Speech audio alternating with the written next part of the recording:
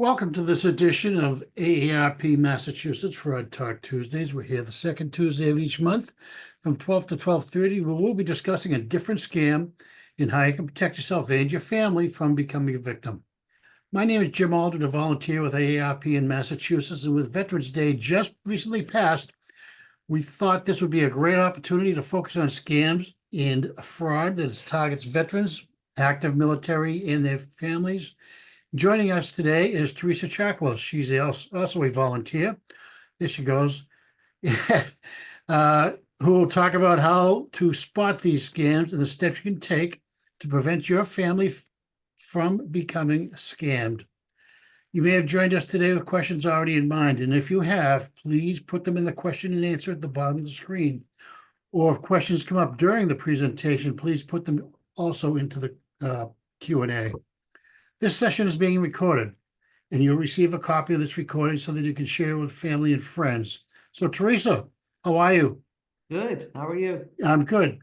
Can you start by telling us how big the problem is and why scammers target veterans in particular? Scams are rampant these days, and members of the veteran and military communities are a favorite target of scammers.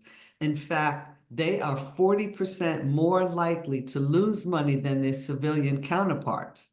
And one reason is the old saying, follow the money. Veterans and active duty military have a steady monthly income. According to the Federal Trade Commission, military personnel and their spouses reported $477 million in losses from scams last year. And most scams go unreported, which means the numbers are actually a lot higher. Although veterans reported the greatest instances of fraud attacks within the overall military community, active duty service members were more susceptible to fraud attempts. Meanwhile, Reserve and National Guard members faced the highest median dollar amount lost. Scammers know that veterans share a special bond of service, and they play on that. They craft effective scams to get veterans to let down their guard and open their wallets. That's why it's critical that veterans, active duty military, their family, and friends are informed about these scams and spread the word to protect the military and veterans. Yeah, right. We hear all types of scams and fraud almost daily. But what are the top scams targeting veterans and their families? The top scams aimed at veterans are pension poaching, impersonator scams, document payment scams, and charity scams. The first type, pension poaching, is also known as benefit buyouts, where a veteran turns over their VA pension and/or disability benefits for a supposed lump sum payment that never materializes. It's a financial scam that's perpetuated by shady advisors who promise to help former service members grow their retirement funds or obtain extra benefits from the VA. The schemes often involve financial maneuvers that can backfire and actually disqualify veterans from needed benefits or tie up their savings and investments that earn lucrative fees for advisors. According to AARP's Scambush report on frauds against veterans, nearly half of former and active duty service members approached by pension poachers erroneously signed over their VA benefits. Key findings from the report show that service members and veterans are plagued by robocalls, spam or junk email, and suspicious-looking text or instant messages. This is important because the more often you are targeted, the more likely you are to lose money to a scam. Can you share us an example of how this particular scam works? So here's a common one.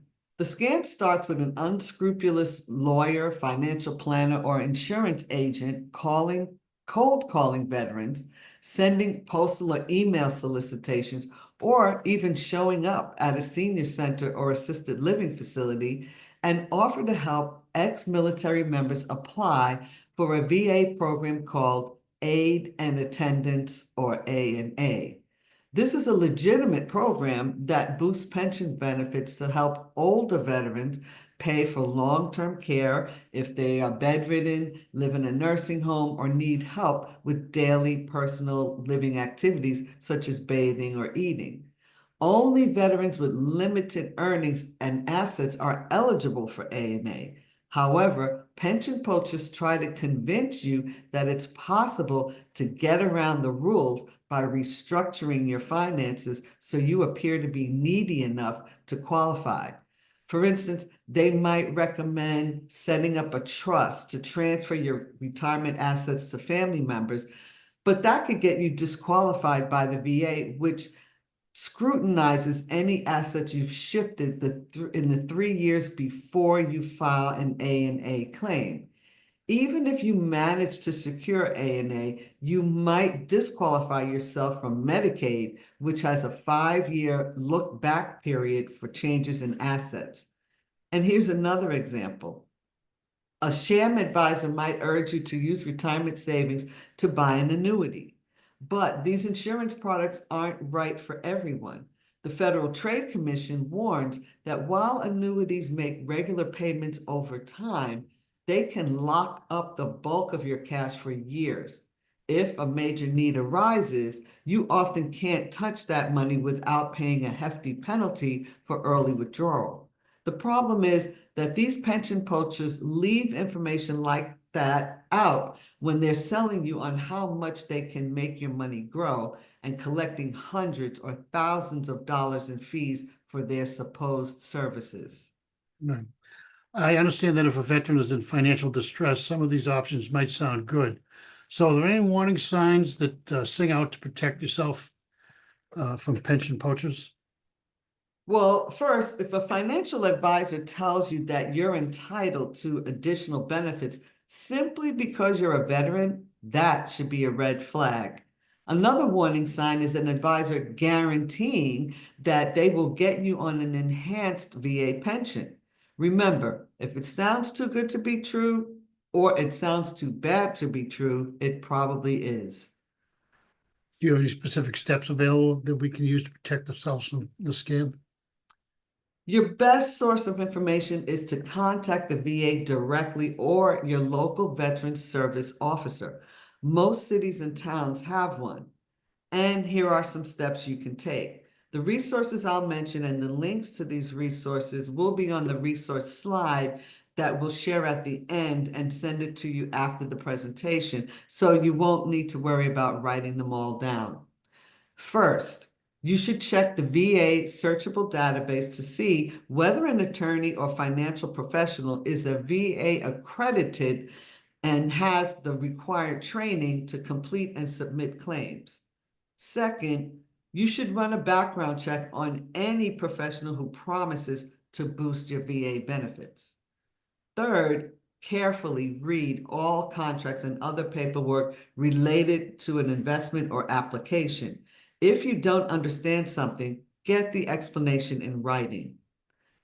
4, discuss any proposed pension or investment moves with a trusted friend or family member before taking action. There is no need to rush into these decisions.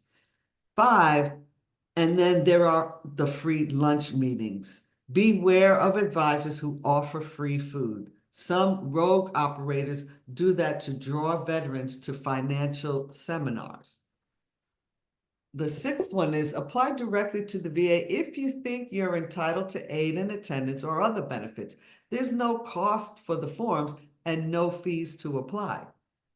7, don't trust an organization or individual that contacts you out of the blue and offers to assist you with the VA claim. Number 8 is don't hesitate to say no if an advisor pressures you to act fast. Another red flag with any fraud schemes is to be told you must do it now. And 9, don't be swayed by a name. The FTC says imposters use words like veterans or military families in an organization's name, but that doesn't necessarily mean it's legitimate. Well, I guess there is no such thing as a free lunch then. Exactly.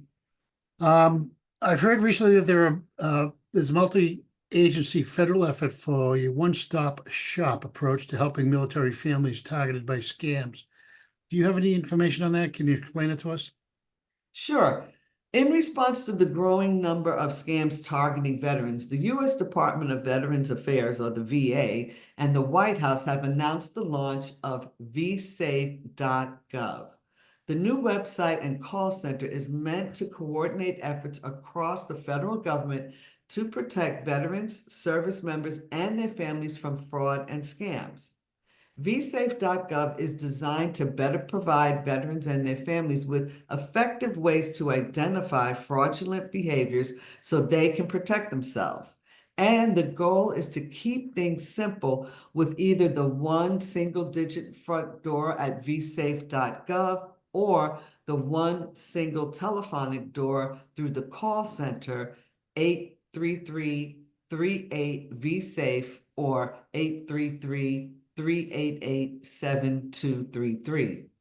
The website includes resources on identity theft and the most common scams targeting veterans, including romance scams and other imposter scams, fake job offers, and bogus investment schemes. The call center offers a simplified way for reporting different scams. In the past, it has been confusing for scam victims to know where to report fraud. Depending on the kind of issue facing the caller, callers will be routed to the correct federal agency to address their specific concerns. And if victims do call an individual agency rather than the central call center, all agencies will have a common call center training material so the caller is sent to the correct place for assistance. It's a coordinated effort that includes the Departments of Defense, Education, State, the FTC, the Federal Communications Commission, the Consumer Financial Protection Bureau, the Internal Revenue Service, the Social Security Administration, and the Office of Management and Budget. Well, that sounds like a great resource. I mean, you said you had other types of frauds targeting vets or impersonation scams and affinity fraud. How do these work? So affinity fraud happens when crooks pose as veterans or representatives of organizations that support them to gain access and trust. For example, let's start with the bogus military charities that hit up former service members for donations. You may be approached in person, by postal mail, email, text, or on the phone. They mimic genuine charities, often using the words veterans or military in their name. Questionable operators are counting on the fact that you're not going to look further to see that it may not be the one you're thinking of. They prey on your kind nature and your bond of service. They tell heart-rending stories and use manipulated or fraudulent images to appeal to your patriotism and sympathy. If you hesitate, they play on your emotions and imply that veterans sacrifice for the country, but you're unwilling to help them. They also pretend you've given before. They claim you gave to them before, and they're just following up on a donation you promised or asking you to renew your contribution. There are several sites you should check before making a donation to any charity that you're unsure of, such as charitynavigator.org, charitywatch.org, or give.org. These sites will tell you if it is in fact a viable charity and of the money they take in, how much goes to fund the cause and how much goes to administration. This information is also on the resource slides. Now, in addition to charity scams, who else do scammers impersonate when it comes to vets and the people in the military? Well, first, the scammers can impersonate the VA and ask for personal information such as Social Security numbers, saying they need to update the veteran's records. They also impersonate other government agents and tell you that your Social Security number will be suspended and that your benefits will end unless you immediately pay a fee. They prey on your emotions, fear in particular. They'll demand payment in gift cards, a wire transfer, cryptocurrency, or through a payment app like Zelle, Venmo, Cash App, or Apple Wallet. These payment methods are a red flag that the whole thing is a fake. The real Social Security Administration would not threaten you or suspend your Social Security number. Second, criminals pretend to be from TRICARE, the healthcare program for military personnel, retirees, and their families, and offer beneficiaries COVID-related services. It's another play to steal personal or financial data. Third, here's an affinity ploy. Scammers try to convince you that they have a great deal or access to a little-known government program for you because you are a veteran or in the military. They make fake classified ads for rental properties that promise discounts for veterans and active duty military. Targets are instructed to wire money, another red flag, for a security deposit for what turns out to be a non-existent property, and the money is gone. Fourth, scammers sometimes posing as soon-to-be deployed service members. They try to entice veterans with special deals on cars, electronics, and other products. After payment is wired, the seller disappears and the goods never arrive. Other scams target veterans seeking jobs, healthcare, or higher education, or criminals offer bogus tech support as a way to hack someone's computer. Fifth, criminals offer to file a PACT Act claim for veterans for a fee. The PACT, or Promise to Address Comprehensive Toxics Act, expanded health care and benefits for veterans exposed to toxins during the Vietnam, Gulf War, and post 9/11 era conflicts. There is no fee to file. And finally, scammers claim they can help veterans get funds related to the Camp Lejeune settlement. The Camp Lejeune Justice Act, part of the PACT Act, allows vets and their survivors to pursue compensation if they develop serious illnesses from water contamination at Camp Lejeune, a training facility in North Carolina. That Camp Lejeune one, that's big. You hear that all over the place. Yeah. Now, you mentioned fraudulent record scams paying for, excuse me, or paying for updated personal military records. Many of the VA forms are available online, but some people may find navigating these sites a little bit confusing. I know I used to find them a little hard to use. How do veterans work through that?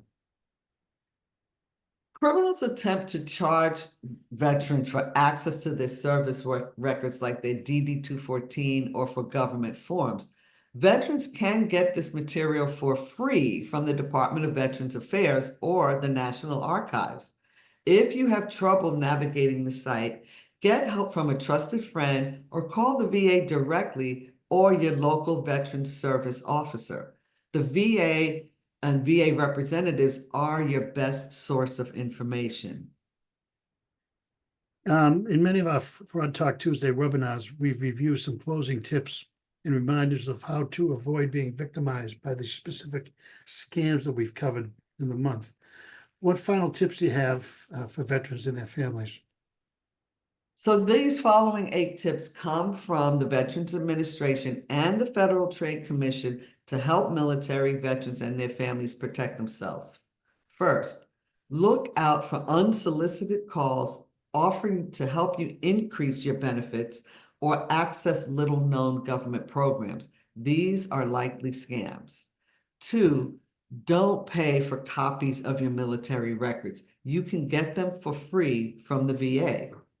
3, the VA may check in with you by phone or email. If you are unsure about the caller, hang up and call the agency directly at 1-800-MY-VA-411 or 1-800-698-2411. Fourth, VA representatives will not ask for personal data by phone, text, or email. If an unsolicited call purporting to be from the VA requests personal information, like your Social Security number, hang up. 5, be cautious of telephone numbers on your caller ID. Even though the caller ID indicates the call is coming from the VA, scammers can change the telephone number, which is called spoofing, to make a call appear to come from a different person or place, including someone you know or the VA. Number 6, the VA does not threaten claimants with jail or lawsuits. 7, the VA accredited representatives use VA accredited representatives to help you with any benefit issues. The VA maintains a searchable database of attorneys, claims agents, and veteran service organizations. And the last one, scammers know veterans remain true to the men and women who serve. They will make up fake veteran charities or use a name that closely resembles a real charity. Before donating to a charitable cause, check out the organization at www.give.org, again, charitywatch.org, and charitynavigator.org. Okay, let's look at the questions that viewers have asked. We have. Actually, Teresa, you must have done a great job because we don't have any questions. Yikes. But let me share a screen with you with the different resources that we have.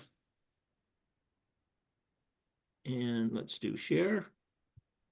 And let's do slideshow in the beginning.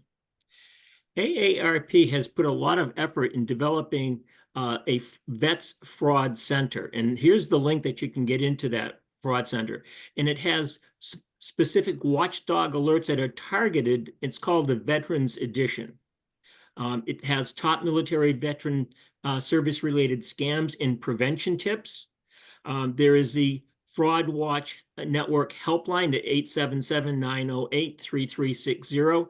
And that's available from 8 until 8 Eastern time, Monday through Friday. And if you think that you have been targeted by a scam, this is a great place to get some information. And if you have been targeted and lost money, it's a great place to call and find out what you should do next to keep yourself and your family safe. There's information on Operation Protect Veterans on this site. And there's you can sign up for something called online peer support groups. If you or this, and this doesn't only affect veterans, it affects anybody who has been targeted by a scam and has lost money. Getting the money back can be very difficult. But what's sometimes even worse than losing the money is losing your emotions over this. These online support groups help you recover emotionally from the trauma that you have been through. The trauma is just horrible. And you can go once, you can sign up once and attend once, you can attend them once a week, as frequently or as infrequently as you want. Telling your story is one of the best ways to start the healing process. We know people who have showed up once for these and then didn't attend another one for weeks or months afterwards. And they weren't ready to share their story, but eventually they did. And they found it extremely, extremely healing. Here are some of the links to the resources that Teresa had mentioned. Benefits.va.gov. If you have questions about your pension, you can use, if you want to look up to find an accredited VA representative to help you with the benefit issue, go to the searchable database and put the person's name in there to make sure that they are accredited by the VA. Here's the aid and attendance link to get more information about that. Teresa talked about being careful when you give to a charity. Here are the 4 different links you can go to. Some operated by AARP, some operated by organizations, and including the Better Business Bureau. So you can go to one of these, and as she said, it will tell you if it's a viable charity and of the money they take in, how much goes to support that that charity as opposed to the administrative costs. One thing to remember here is when you type in the name of the charity, you need to type in the correct spelling. Otherwise, it won't come up.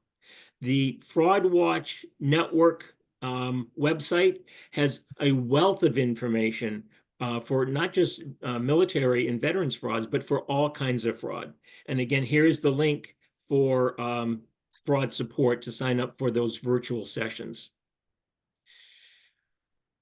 If you have been approached or victimized by a pension poacher, you should report it, because unless you report it, there's not much anyone can do to move forward to protect others and to stop these scammers from taking advantage of other military folks.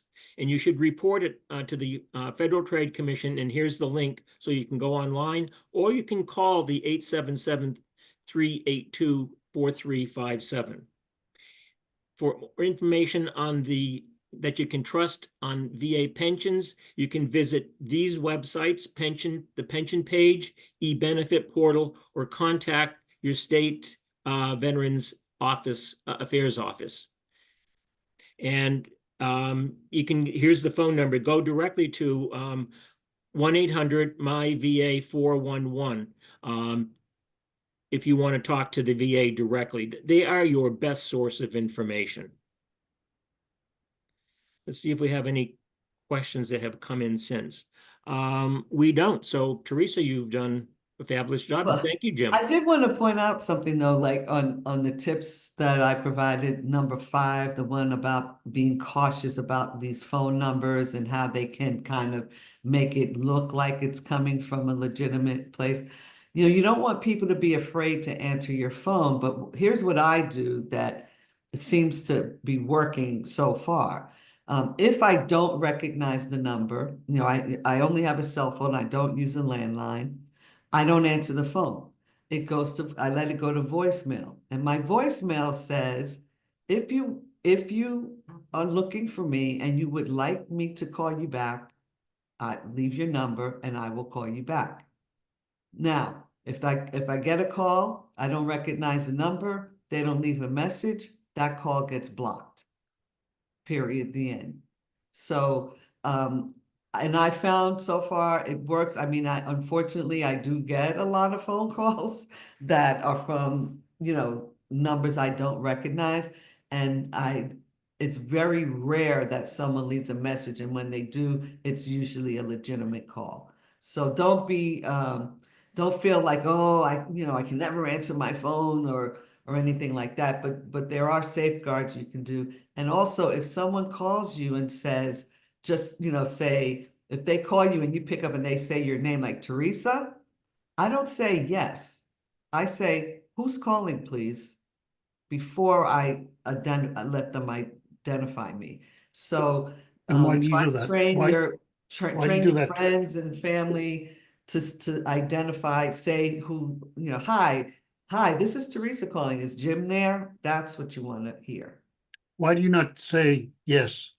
I don't say yes because sometimes these folks already have your bank information or something, and that yes is an authorization to use your cards, your credit card or whatever. So some people learn that the hard way. So listen, I don't have a whole lot of money, but it's my money and I'm keeping it. So, And when you talk about phone numbers coming in on your phone, as we were growing up, what did our parents say as we left the house? Don't talk to strangers. Right. And who's on the end of these phone calls sometimes? Exactly. Strangers. Don't talk to them. My mother was trying to give me away. So Jim, you want to finish up? Oh, geez, Lord, I closed that file. I'll finish up. Let's see. Next month, our Fraud Talk Tuesday will be of interest to home buyers, homeowners, and apartment renters. Whether you own your own home, looking to buy, or thinking about renting, scammers can be right there with you.